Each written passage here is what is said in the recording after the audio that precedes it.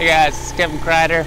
It is going on to my third week of being here in Bali.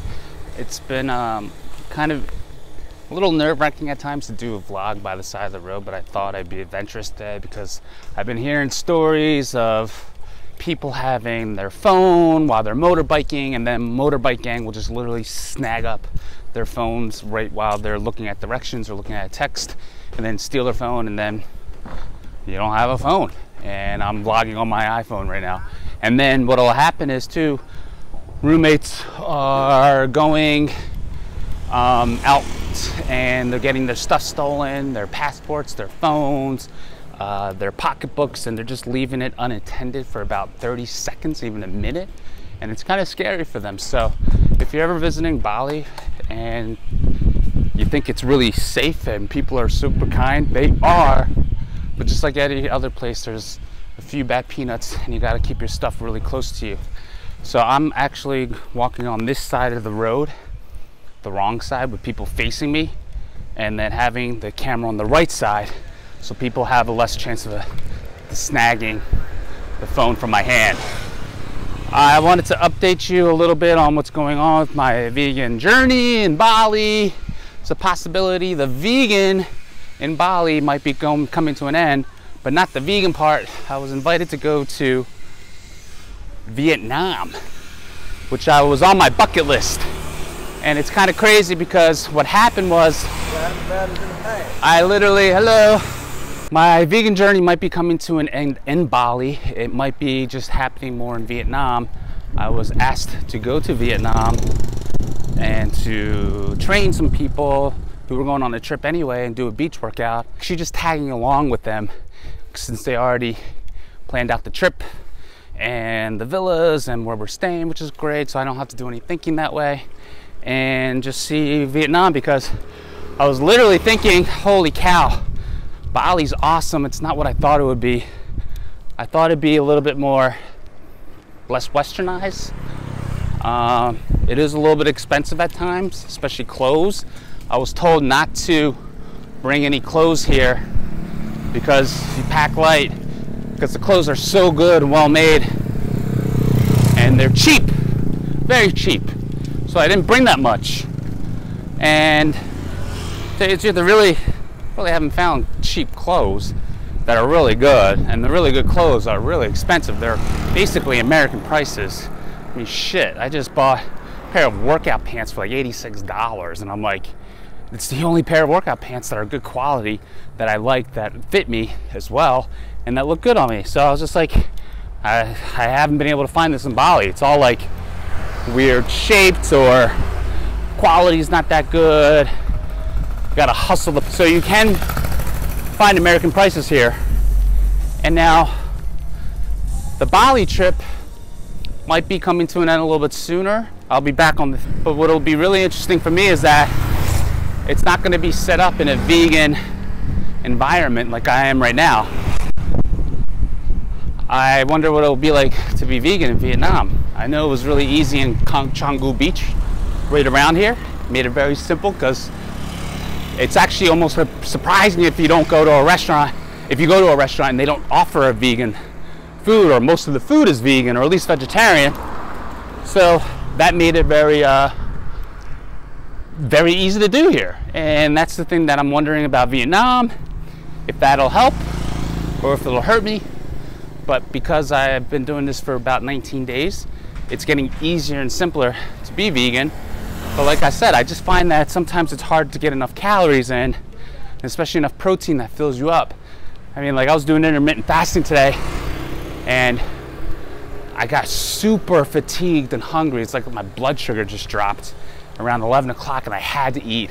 And the last couple of days I've been really good. I've been able to eat my normal meal at noon, because I get up at 6. I've been able to do it at noon and then stop eating around 8 o'clock. But like I said, when I'm doing vegan intermittent fasting, I allow for the time window to be 10 hours of feeding.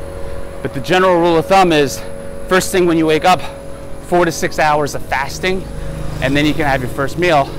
And after I had my black coffee this morning around like 10, and it was my third cup of black coffee, I got a little bit like my blood sugar just dropped, and I had to eat something. So I had my normal breakfast, which is 4 to 6 slices of toast. They're cut in half, so I bet you it's about 3. And then 3 tablespoons of peanut butter, but then I asked for extra peanut butter, so it's probably like closer to 4 to 5. And that's it. That's what I have. That's what I have for my breakfast, which is around lunchtime. And like I said, breakfast is just breaking your fast, guys. Has nothing to do with having pancakes and all that stuff first thing in the morning. It's just breaking your fast, which is what you're doing. You're fasting for 14 to 16 hours, and then including sleep, and then you break it with a meal.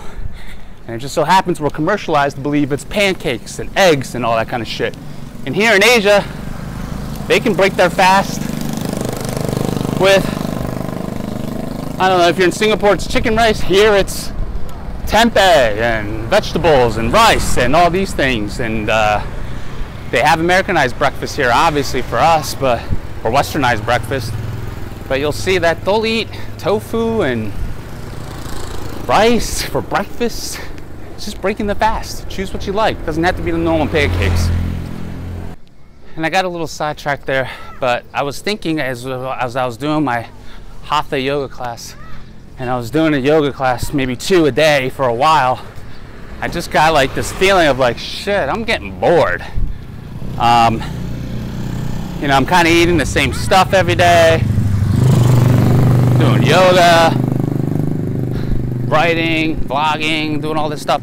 And I was like, you know, because Bali's not exactly the way I thought it would be, I was like, I wouldn't mind going to Vietnam. Hey man, how's it going?